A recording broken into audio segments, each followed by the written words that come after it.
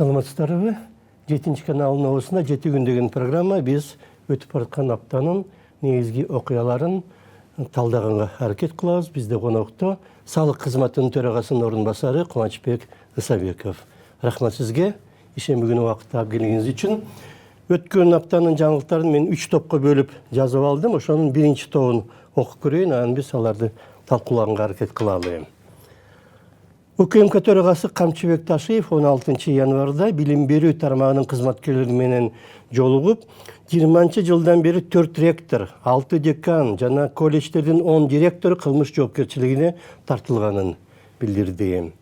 Ошол эле жыйында УКМК төрагасы коррупциянын деңгээли азыр өлкөдө 30-40% деңгээлинде, мурдагы бийлик учурунда 70-80% болгон деп билдирди. 21 январдан тартып коррупция тууралуу жаңыланган мыйзам күчүнө кирет. Ага ылайык коррупция беренеси боюнча соттолгон адам сөзсүз эркинен ажыратылууга тийиш жана өмүрүнүн аягына чейин мамлекеттик кызматта иштей албайт. Анын туугандарынын укуктары дагы чектелет. Министрлер кабинетинин төрагасы Адыл Касымалиев 13-14 январда Гонконг шаарында өткөн Азиялык финанс форумуна катышып, анда сөз сүйлөдү. Статкомдун маалыматына караганда Кыргызстанда 24-жылы өндүрүлгөн автоунаалардын жалпы баасы 2 миллиард 400 миллион сомго жетти. Билим берүү министринин ордун басары Лира Самыкбаеванын айтымында 20 январдан тартып мектеп мугалимдерине Разаков атындагы техникалык университетте чогултулган ноутбуктар бериле башталат. Ушулардын ичинен коррупция маселеси негизги го. 30-40% болуп калды дейт азыр, анын баарын мурда 70-80% болчу дейт. Кантип санайт? Мынча пайыз бизде коррупция деп. Сиздин оюңузча? Кыйынбы санаш? Мен ойлойм, кыйын эле болуш керек, бирок ошол эле учурда мына канча мисалы кылмыш иш козголуп жатат.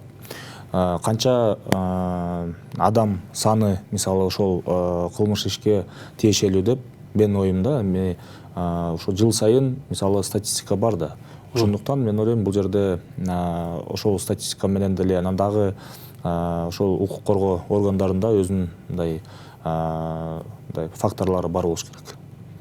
Анан эми ошол мыйзам боюнча дагы айтып койсом, Камчыбек Кыдыршевич өзү ошо айтып, коррупцияга каршы мына мыйзамы демилгенленип 1 январдан күчүнө кирди. Ошол эле кезде мына биз салык кодекске дагы өзгөртүү киргизип атканда, негизи салык кодекске бир жолу өзгөртүү кирет деп, ошондуктан ошол коррупцияга каршы мыйзамы менен байланышкан кээ бир нормалар биздин салык кодекске дагы кирди. Бул ошол салык кызматкерлерине тийиштүү. Ошол эле сиз жана айтып кеткендей, ошол кызматкердин өзүнө жана ошо жакын туугандарына дагы тийиштүү.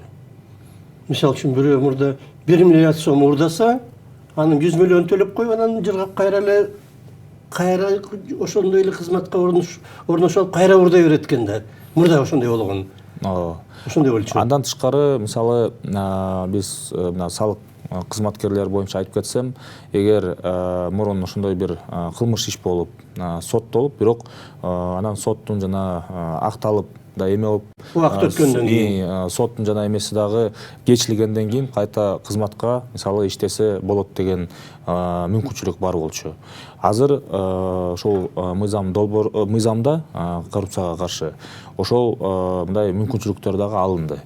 Жөнөкөй айтканда, эгер кызматкер, мамлекеттик кызматкер ошол соттолгондон кийин анан жана акталып бир же соттолгон эмеси кечилип кетсе, кайта ошол мамлекеттик кызматка жол жок. Мындай айтканда, ошол мүмкүнчүлүк дагы алынды да. Жалпы ошол мыйзам керек болчу, анткени азыр чоң реформалар болуп жатат, экономикалык реформа. Ошондуктан бүт кызматкерлер, мамлекеттик кызматкерлер мурдагыдай жашап иштегенге жол жок деген айтканда бул маалымат болуп атат да. Тарбиялык жагынан дагы мына жаштар өтө эле эметип кеткен да, мындай бир мен рэкетчил болом, мен банкта иштейм деген жана роликтерде тартылып кетти эле, рекламалык роликтер. Бирөө мен космонавт болом десе, экинчиси а мен банкир болуп сага ошо космоско учуш үчүн акча берем дегендей кылып, жаштар аябай эметип кеткен. Тияка иштеш керек, бияка иштеш керек деп, а мындай бир мурдагыдай летчик болом же космонавт болом дегендер уже болбой калган. Ооба, туура айтасыз. Анан негизи коррупция деген бул кээ бир адамдар айткандай, бул адам төрөлгөндөн баштап ошо адам өлгөнгө чейин коррупция дегендей. Бул ошол эле мисалы төрөт үйдөн баштап, анан ошол бала бакчаларда мисалы киргизгенге мисалы, анан мектепте, мына университетте, анан ошол жумушка кирейин десе, жумушка киргенге дагы өзүнчө мисалы, анан жумуш иштеп ал жерде мындай айтканда ошол коррупция деген ушул эң ушул баштан баштап аягына чейин бүт жерде болуп калган да. Ошондуктан албетте бул маселени чечпесе, бул мамлекеттин түзүлүшүнө, мамлекеттин мындай айтканда жана улуттук коопсуздукка түздөн түз тийиш. Эмнеге? Анткени ошол эле мына мамлекеттик кызматкер кандай бир маалыматтарды акчага ушинтип берип, башка өлкөлөргө береби, же ошол эле мына экономикалык жакта айтып коелу. Мына экономикалык жакта эгер кандай бир товарларды башка жерден, башка өлкөлөрдөн импорт кылып, ошол коррупция менен ошол төлөмдөрүн азыраак төлөп, мисалы, ошондой товарлар кирсе мамлекеттин өлкөсүнө, анда бул мындай айтканда биздин ата мекендик өндүрүшкө терс таасир этет. Анткени ошол эле товарлар баасы төмөн болуп, биздин ата мекендик товарлар толук салыктарын төлөп, мындай айтканда баасы жогору болуп калса, мына атаандашуудан жоготуп коет да биздикилер. Демек, биздин өндүрүш жабылат. Ошол импорт болгон товар келет, анан мындай айтканда монополиялык болуп калганда биздин ишибизде, ошол башка өлкөдөгү компаниялар мындай айтканда баасын өздөрү коюшат. Баасын мисалы 100 сомго сатып жүрсө мурун, бирок мындай атаандашуу болуп, ошол үчүн 100 сомдун тегерегинде болсо, эгер өндүрүш жок болуп калса, алар деген 100 эмес, 110, 120, 130 сом коюп коет. А биз болсо каалайбызбы, каалабайбызбы, биз аны сатып алабыз. Анткени ал товар бизге керек. Ошол эле мына жанакы тамактандыруу май, же шекер болобу, дагы башка товар болобу. Ошондуктан коррупция деген бул мындай айтканда ошол өлкөнүн коопсуздугуна тийиш. Ошол экономикалык жак болобу, башка жак болобу, же кандай бир маалыматтарды башка өлкөгө берсе, анда мындай айтканда толук эле ошол мамлекет барбы жокпу деген маселе болуп калат да. Ошондуктан азыр мына чоң реформа болгондуктан ушундай иш-чаралар негизи керек. Бирок ошол эле кезде Нурлан мырза, менин оюм азыр мына мамлекет деген жөн эле ошо коррупция болбосун, акча албаш керек дебей эле, мындай айтканда комплекс иш-чаралар болуп жатат. Мисалы, мына айлыктар көтөрүлдү. Туура, мисалы кандай бир кызматкер албайын, таза иштейин десе деле, бирок айлык аз болсо, өзүндө үй бүлөсү бар, бала чака бар. Ошол эле бала чакасын кайта ошол бала бакчага бериш керек, мектепке бериш керек, кийим сатып алыш керек. Ошондуктан бул жерде мына мамлекет азыр бутка туруп айлыктарды да көтөрүп атат. Бүт ошол саламаттык сактоолобу, билим берүү болобу, жөнөкөй мына мамлекет кызматкери болобу, ошол бүт айлыктар көтөрүлүп атат. Биринчиден, экинчиден, мына ипотекалык компания аркылуу биринчиден мамлекеттик кызматкерлерге үйлүү жайлуу боло турган шарттар түзүлүп, азыр болсо мына жөнөкөй жарандарды эле ошол ипотекалык компаниядан алса болот. Демек, мындай айтканда ошол кызматкерлер үйү жок болсо, алар бир жерден ижарага батир алып, канча акчасы кетчү, анан акчасы жетпейт, анан ошол жерден мындай кызыкчылык болуп калышы мүмкүн. Ошол кандай бир жерде жардам берип коеюн, эртелетип коеюн, же андан жаман ошол бюджеттин акчасына кол салуу. Ошол моменттерди мына азыр мамлекет айтып атат, мына айлыкты көтөрдүк. Үйлүү жайлуу ошол жөн эле ижарага акчаны бербей, мындай айтканда шамалга берип коет дегендейчи. Андан көрө ошол өзүнүн батирин жана ипотека алып, эң төмөндөтүлгөн пайыздар менен төлөсө кандай жакшы. Ошондуктан бул жерде урматтуу президентибиз Садыр Нуркожоевич дагы ошол мындай саясий эрки менен ошондой Камчыбек Кыдыршаевич мына чогуу ошондой бир эме болуп атат да, иш чаралар болуп атат. Ошондуктан мен ойлойм мына мамлекеттик кызматкерлер деле биринчиден коркуп коррупцияга мындай алек болсом анда катуу жаза болот деп. Бирок ошол эле учурда мына айлыктар көтөрүлүп, үйлүү жайлуу болсок эмне керек дагы? Мындай жөнөкөй мындай жакшы ушу мамлекеттик кызматка келип, мамлекетке, элиге кызмат кылам деген адамга эң жөнөкөй ошол шарттар түзүлүп атат. Рахмат. Экинчи жаңылыктардын экинчи тобун мен окуп берейин. Салык кызматы 24 жылы 228 миллиард сом салык жана 74 миллиард сом камсыздандыруу төлөмдөрү чогултуптур. 23 жыл менен салыштырганда бул 52 миллиард сомго көп болуп чыгыптыр. Ошол эле учурда декабрда салык кызматынын башчысы Абдувапов, анын орун басары Кыдыргычев кармалды. Алардын мөөнөтү кечээ болдубу сот 20 мартка чейин узартылды дейт. Алардын алдында Бишкектин Ленин, Свердлов, Октябрь райондорунун салык кызматтарынын башчылары дагы кармалган. Президенттик администрациянын билдиргенине караганда 24 жылдын бюджети 37 миллиард сомдук профицит менен аткарылды деп айтылууда. Статкомдун маалыматы боюнча 24 жылдын 11 айында Кыргызстан баасы 1 миллиард 260 миллион долларга жеткен 16 тонна алтын экспорттогон экен. УКМК төрагасы Камчыбек Ташиев 16 январда жанагы биз мурда айтып кеткен билим берүү тармагынын кызматкерлери менен жолукканда Ким Төбөл Камчы Көлбаев мамлекеттин кызыкчылыгында өлтүрүлгөнүн билдирди. Октябрь айында болгон мурдагы жылы. Ташиевдин айтымында азыр Кыргызстанда уюшкан кылмыштуулук дээрлик жок кылынды. Министрлер кабинетинин төрагасынын орун басары Бакыт Төрөбаев 17 январда Будапешт шаарында Венгриянын жетекчилери менен Бакыт Төрөбаев жетекчилери менен жана Бириккен Улуттар уюмунун өкүлдөрү менен жолукту. Ушулардын ичинен сизге жакын салык тармагын талкуулап көрсөк, кандай абалда болуп атат азыркы салык кызматы? Негизи салык кызматы ошол биздин ишкерлер деле чогуу бир мындай айтканда болуп, ошол азыр чоң реформанын алкагында албетте мындай оңой эмес жумуш болуп атат. Бирок бул тарыхта дагы негизи келечекке дагы биздин мына өлкөбүзгө керектүү ошол реформа. Анткени мына ушул 2020 жылга чейин кээ бир мисалы ойлор бар болчу, ошол эле мына патентти жоюш керек деп. Эмнеге? Анткени патент деген көп жыл мурун кирген.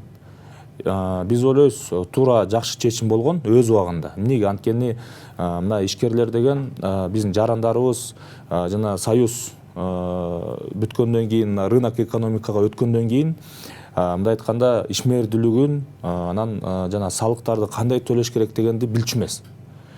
Демек, мамлекет бир жардам бериш керек деген максат менен чоң компаниялар алар жана отчетторун бүт берип, салыктарын төлөп, ошол эле кезде кичинекей ишкерлер ошол эле базарларда мисалы кантип төлөйт дегенде ошондой жөнөкөй төлөй турган салык режими патент кирген.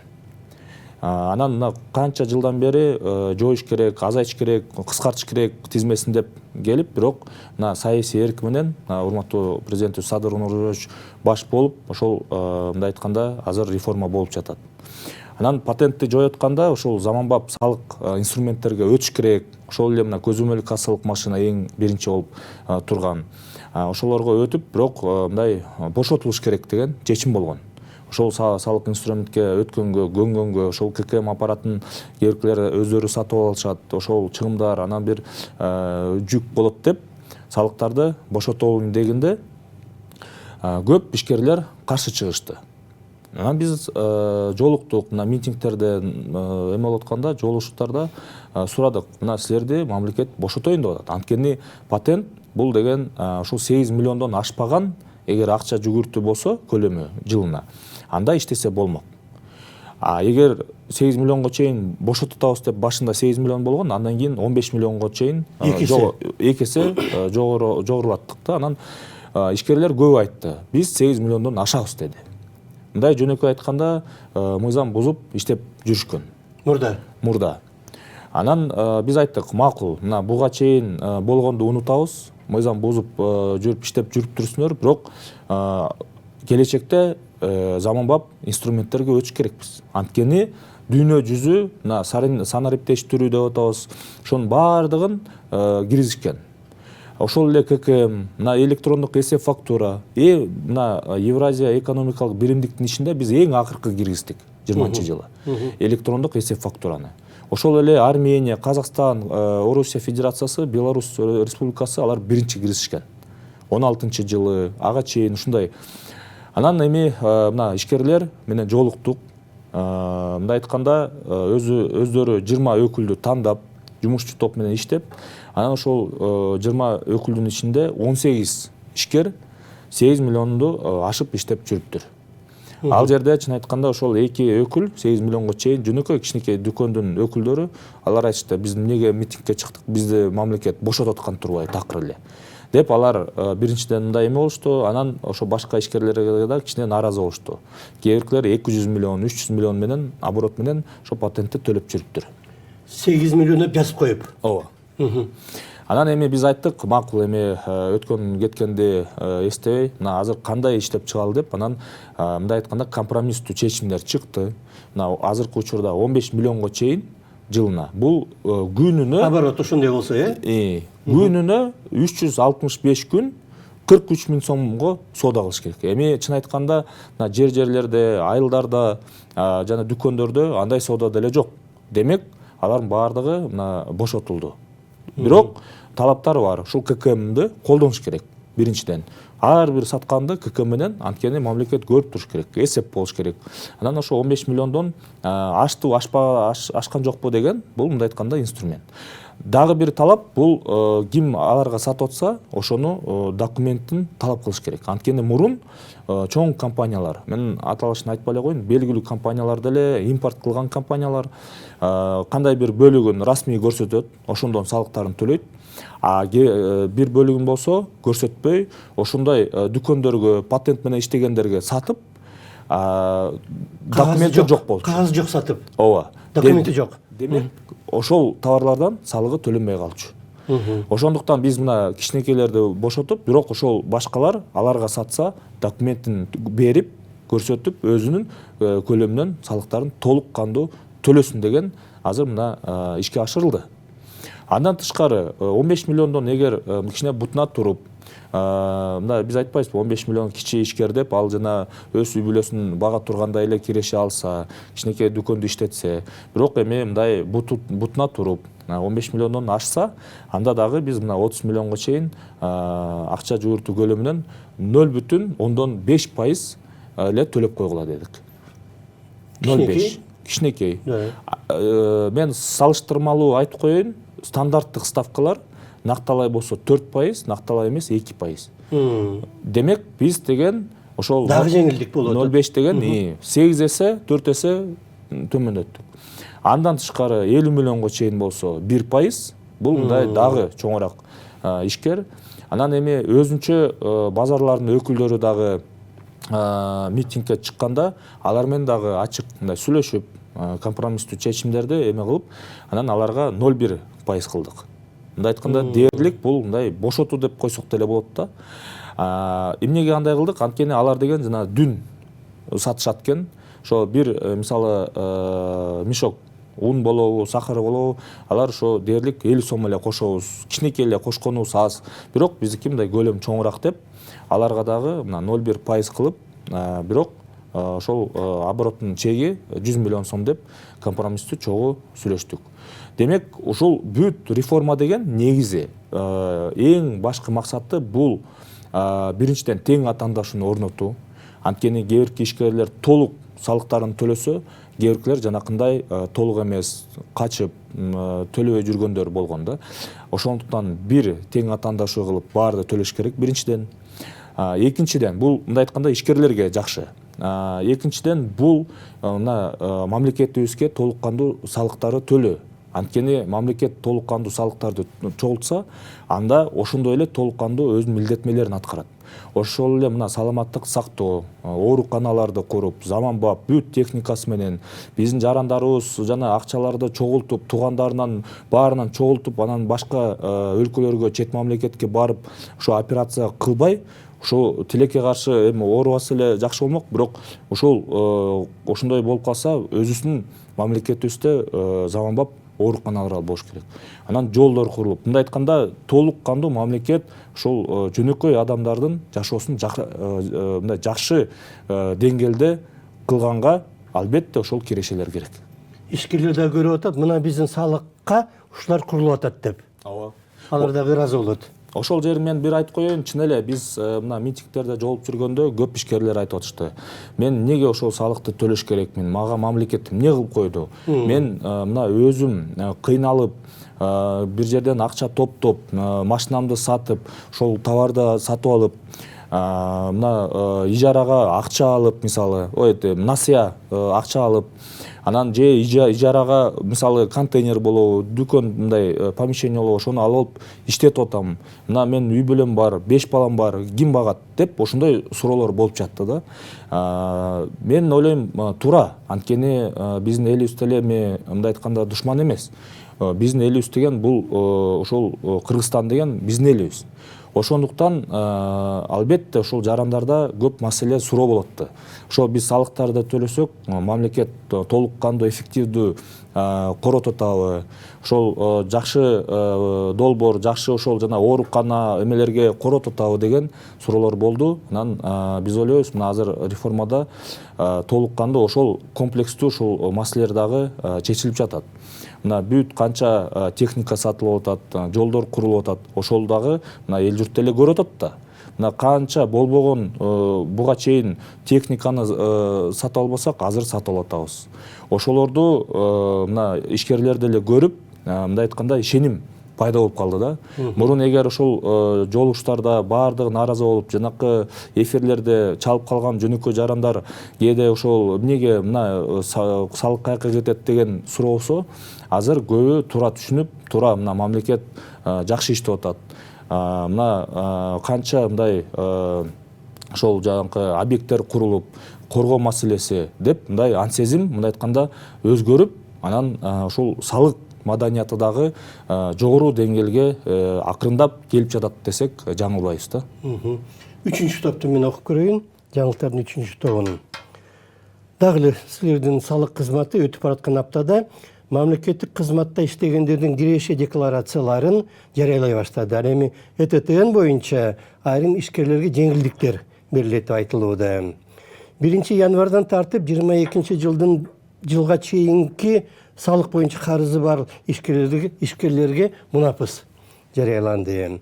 Камчыбек Ташиевдин айтымында 21 жылдын апрелинде кошуна Тажикстан менен болгон кагылышууда Кыргызстан өтө көп чыгашага коррупциянын айынан учураган, анткени кыргыз аскерлеринин тапанча мылтыктан башка эч нерсе болгон эмес. Бирок андан бери абал бир топ жакшырды деп билдирди Ташиев. Маалымат каражаттары тууралуу жаңы мыйзамдын 6-версиясы Жогорку Кеңештин кароосуна түштү. 1 жылдын ичинде 2ден ашык эскертүү алган маалымат каражаттары жабылышы мүмкүн жаңы мыйзам боюнча. Тышкы иштер министринин биринчи орун басары Асейин Исаев 14-15 январда Аддис Абеба шаарында Африка Союзунун 49-чу жыйынына конок катары барып катышып келди. Сербиялык Намбео сайты ушул аптада жарыялаган рейтингде Бишкек дүйнөдөгү эң кымбат 300 шаардын катарына кириптир. Жашоо үчүн эң кымбат шаарлар Цюрих, Лозанна, Женева, Нью-Йорк жана Базель экен. Ушулардын ичинен жанагы салык боюнча, ЭТТН боюнча көп маселе чыгып атат го. Ушуну түшүндүрүп берсеңиз, кандай болуп атат? Анткени кээ бир карама каршы пикирлер айтылып кетип атат. Ушул мен жана айтып кеткендей салык реформада салык инструменттер кирген. Бул эң биринчиден ошол көзөмөл кассалык машина, бул калп менен эсеп болсо ошол ККМ колдонулат. Андан тышкары ишкерлердин арасында бири-бирине товар сатылабы же бир кызмат болобу, жумуш кылынабы, анда электрондук эсеп фактура колдонулат. Андан тышкары ошол товарларга тийиштүү ошондой эле ишкерлердин арасында товардын мындай айтканда кыймыл аракети жылышы бул электрондук товардык транспорттук коштомо кагазы аркылуу жүргүзүлөт. Ошол ЭТТН деп коебуз. Ал 2022 жылы ишке ашырылган этап менен 23 жылы бүт товарларга кирген. Анан эми бул жерде көп нааразы болгону бул ошо кичи орто бизнес. Анткени буга чейин биз жана айтып кетпедикпи, көп жылдары менен ушул патент менен эле иштеп жүргөн да. Анан азыр болсо дээрлик бир убакытта ушул ККМ, электрондук эсеп фактура, ЭТТН да кирип калды. Баары чогуу. Анан ошол жерде биздин ишкерлерибиз мындай кыйналып geçti. Анан мына биздин төрагабызда Шыкмаматов Алмамет Насыкбанович келгенде эле ошол көйгөйдү чечиш керек деп эң биринчи мындай максат койгон да. Ал дагы ошол айтып, ЭТТНди жөнөкөй кылыш керек деп. Анан жумушчу топ иштеп, азыр ЭТТН боюнча айтып кетсек, мындай жыйынтык ошол жумушчу топтун сунуштары болуп, азыр мына токтом долбоору коомдук талкууга чыгайын деп атат. 1-2 күндө буйрса чыгат. Ошол жерде эл журтубуздагы кандай жазылган деп бүт көрөт да. Мен кыскача бир эң башкы мындай багыттарын айтып коеюн. Азыр сунуш боюнча электрондук эсеп фактура, ЭТТН ошол чоң мындай айтканда ишкерлерге калып атат. Ал деген жана импорт болобу, өндүрүш болобу, ошол ЭТТН ошол жана кичи орто бизнеске чейин бул ошол мен жана айтып кетпедимби, төмөндөтүлгөн ставкалар деп. Ошол эле 0%, 0,1, 0,5%, 1%. Анан бизде эки чоң ири реэкспорттук потенциалы бар базарларыбыз бар. Бул Дордой базары жана Кара сууда жайгашкан Тураталы эл базары деп коет. Эл журтубуз Кара суу базары деп коет. Ошол эки базар атайын режими бар. Өзгөчө соода чөйрөсү деп. Ошол эки базарга анан жана төмөндөтүлгөн ставка менен иштеген ишкерлерге ЭТТНди биз толук бошотолу деген азыр сунуш болуп жатат. Толугу мененби? Толук. Аларга чейин товар ошол ЭТТН менен барат. Ал жана импорт, анан өндүрүштөр. Чоң көлөмдөгү аябай. Алар ошол жерге сатышат. Мисалы базарды алып коелу, бир жөнөкөй базар. Ошого чейин ЭТТН, СФ менен келсе, ошол базар болсо башкага сатса, мисалы Дордой фуд базары бар, Сары Өзөн базары бар. Алар жана башка ишкерлерге сатышат.